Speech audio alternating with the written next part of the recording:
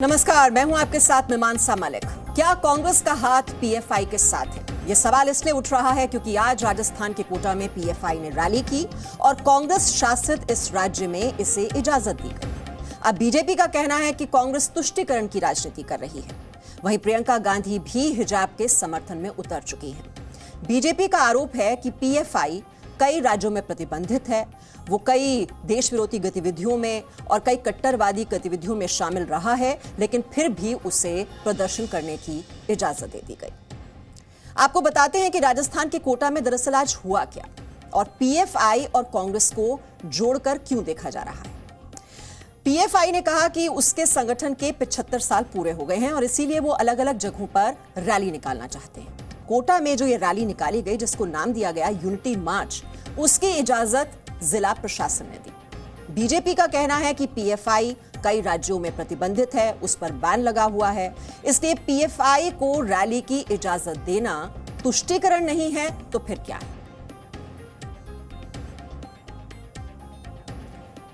तो राजस्थान में पीएफआई के इस यूनिटी मार्च को लेकर पीएफआई और बीजेपी आमने सामने है। पीएफआई का कहना है कि उन पर लगे आरोप अभी साबित नहीं हुए हैं और वहीं राजस्थान बीजेपी नेता सतीश पूनिया का कहना है कि पीएफआई पर देश विरोधी गतिविधियों में शामिल होने का आरोप।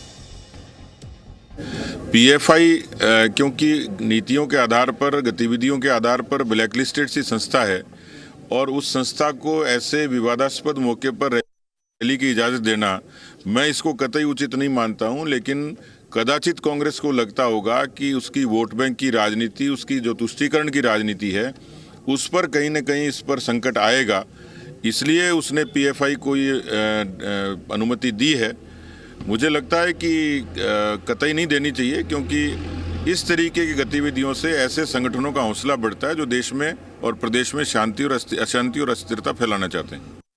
आरोप तो बहुत लगे, सही कह रहे हैं आप, लेकिन आज तक एक आरोप सिद्ध नहीं कर पाए, क्योंकि झूठे आरोप लगाना अलग बात है, साबित करना अलग बात है। एक भी आरोप साबित नहीं हो पाया, ना हो गए। आरोप तो बहुत लगे, सही कह रहे हैं आप, लेकिन आज तक एक आरोप सिद्ध नहीं कर पाए, क्योंकि झूठे आरोप लगाना अलग बात है, साबित करना अलग बात है। एक भी आरोप साबित नहीं हो पाया, ना हो गए। आपको बता दें, पीएफआई पर किस तरह के आरोप पहले लगते रहे, इसका इतिहास आपके लिए जानना जरूरी है। तो आपको याद दिला दें, 2010 में केरल में एक प्रोफेसर का हाथ काटा गया था, तब पीएफआई का नाम सामने आया था। सऊदी अरब जैसे मुस्लिम देशों से फंडिंग होती है पीएफआई को। आतंकवादी संगठन आईएसआईएस से भी इसके संबंध है। जबरदस्ती, धर्मांतरण और लव जिहाद के मामले से भी पॉपुलर फ्रंट ऑफ इंडिया का नाम जुड़ता है।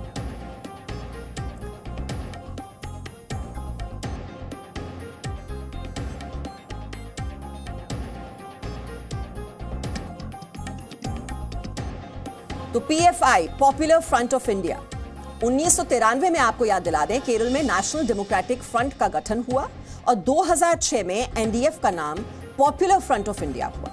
पीएफआई के संबंध प्रतिबंधित संगठन सिमी से भी हैं। पीएफआई पर झारखंड सरकार ने प्रतिबंध लगाया हुआ है। आतंकवादी संगठन आईएसआईएस से भी संबंध होने का आरोप पीएफआई पर लगा है। तो पीएफआई को लेकर लगातार सवाल उठते रहे हैं। सवालों के घेरे में रहा है ये संगठन पॉपुलर फ्रंट ऑफ इंडिया, जिसे पीएफआई कहा जाता है। अब क्या क्या सवाल पहले उठते रहे हैं। आतंकी फंडिंग से दंगा भड़काने का आरोप पीएफआई पर लगता रहा है। देश विरोधी गतिविधियां चलाने का आरोप पीएफआई पर है। सीएए विरोधी प्रदर्शनकारियों को भड़काने का आरोप है। आपको याद होगा, जब सीएए के खिलाफ ये विरोध प्रदर्शन देश भर में हुए थे, दिल्ली में भी हुए थे, तब भी पीएफआई का नाम सामने आया था। लव जिहाद फैलाने का आरोप पीएफआई पर लगता रहा है। कट्टरवाद को बढ़ावा देने का आरोप भी पीएफआई पर है। तो इतने गंभीर आरोप जिस संगठन पर लगते रहे हैं, उसको प्रदर्शन करने की इजाजत दी गई राजस्थान के कोटा में, जिसे नाम दिया गया यूनिटी मार्च। तो दिल्ली दंगों में पीएफआई पर आरोप लगे थे। 2300 जगहों पर धरना प्रदर्शन हुआ था और देश भर में नागरिकता कानून विरोधी प्रदर्शन किए गए थे। इसमें भी पॉपुलर फ्रंट ऑफ इंडिया का नाम सामने आता है। और जहां तक बात है फंडिंग की, तो नागरिकता कानून विरोधी प्रदर्शनों के लिए पैसा भी दिया गया इस संगठन की ओर से। भड़काऊ बयानबाजी की गई। धरने प्रदर्शनों में जो भड़काऊ भाषण दिए जाते थे, उसकी वजह से प्रदर्शन हिंसक हो गए। कई जगह हिंसा हुई, कागज नहीं दिखाएंगे, सीएए एनपीआर के लिए दस्तावेज नहीं दिखाने के लिए भी उकसाया गया लोगों को। डोर टू डोर मुहिम, प्रदर्शनकारियों को पहचान छिपाने के लिए भड़काया गया। डोर टू डोर मुहिम चलाई गई इसके लिए।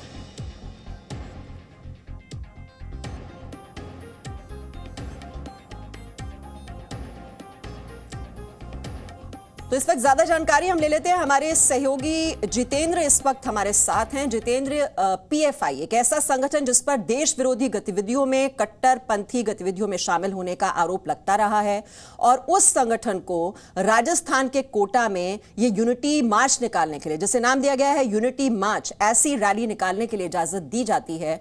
गहलोत सरकार, कांग्रेस पार्टी क्या संदेश देना चाहते हैं?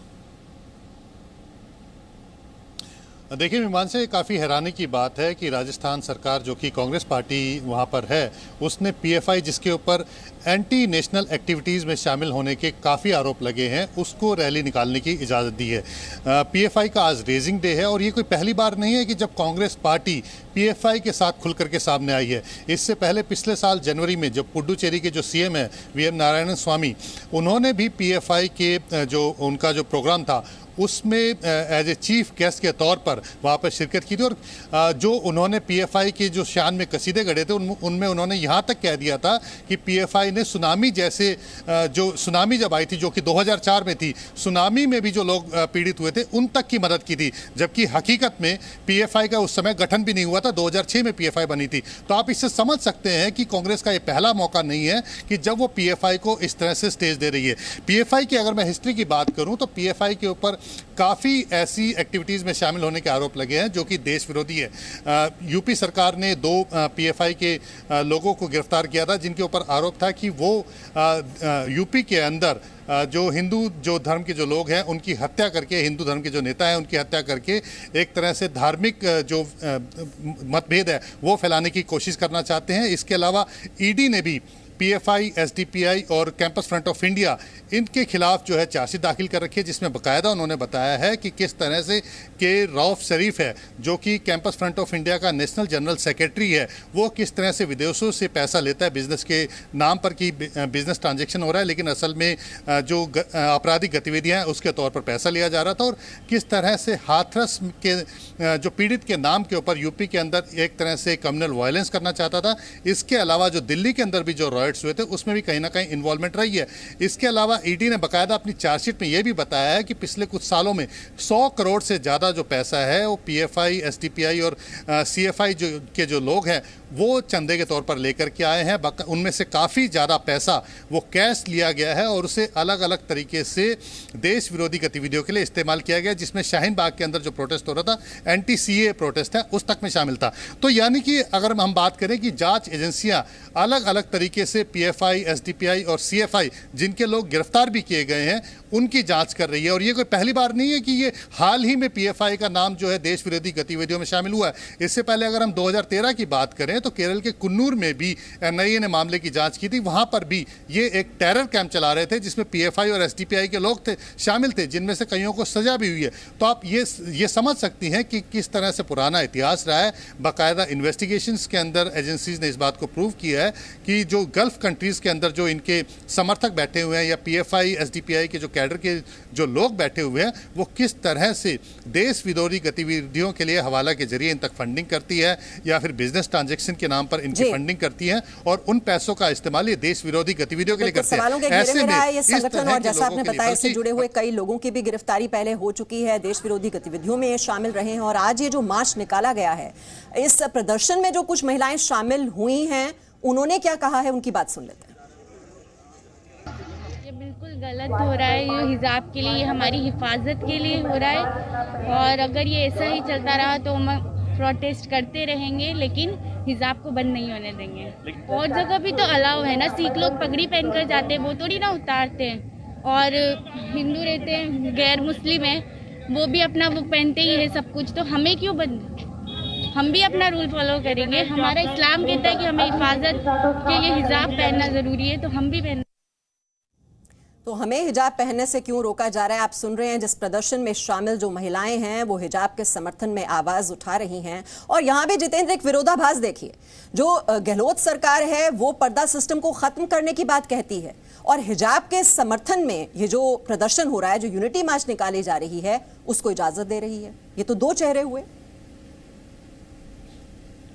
बिल्कुल सही बात का। और कांग्रेस समय समय पर अपने दो चेहरे दिखाती रही है। एक तरफ वो कहती है कि इस तरह के लोगों पर जो है गतिरोध लगाना चाहिए, इस तरह के लोगों पर रोकना चाहिए, लेकिन दूसरी तरफ इन्हीं जैसे लोगों को बढ़ावा भी देती है, इन्हीं जैसे लोगों को अपनी बात रखने का स्टेज भी देती है, बल्कि कई बार तो इनके स्टेज में शामिल भी होती है। क्योंकि जिस तरह से मैंने बताया कि पिछले साल जनवरी में पुडुचेरी के अंदर जब PFI ने कार्यक्रम किया था, उसमें मुख्य अतिथि के तौर पर पुडुचेरी के जो मुख्यमंत्री नारायण स्वामी वो बाकायदा वहाँ पर शामिल हुए थे। तो इससे साफ संदेश जाता है कि कहीं ना कहीं कांग्रेस जो है इस तरह के कार्यक्रम में शरीक होती रहती है और कहीं ना कहीं बढ़ावा देती है। अब जिस तरह से कोटा में अगर हम इस पूरे विवाद की बात करें तो उडुपी के अंदर ये विवाद शुरू हुआ था हिजाब का।